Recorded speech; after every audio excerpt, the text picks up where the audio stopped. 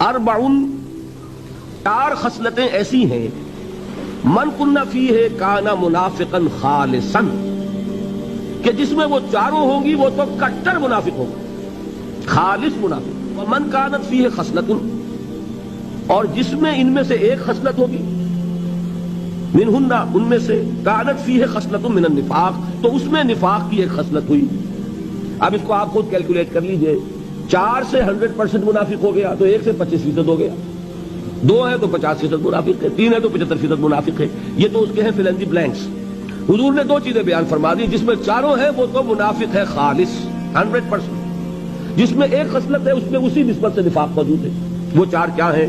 3 تو وہی ہیں جو اس حدیث میں آئی، ایک مزید فرمایا اذا اؤتمن خان، جو وہاں آخری تھی وہ یہاں شروع میں ہے، جب اس کے پاس امانت رکھوائی جائے تو وہ خیانت کرے۔ وَإِذَا حَدَّثَ كَذَبَ، جب وہ بولے جھوٹ بولے۔ وَإِذَا عَاهَدَ غَدَرَ، جب کوئی معاہدہ کرے تو بے وفائی کرے، معاہدے کی خلاف ورزی کرے۔ اور چوتھا بس سنیے، وَإِذَا خَاصَمَ فَجَرَ، جب کہیں جھگڑ پڑے کسی سے تو آپے سے باہر ہو جائے، کنٹرول نہ رہے اسے اپنے اوپر، اس کو زبان پر کنٹرول نہ رہے کہ جو منہ میں آئے بک دے، جو زبان پر آ جائے کہہ دے، اور جذبات پر قابو نہ رکھ سکے۔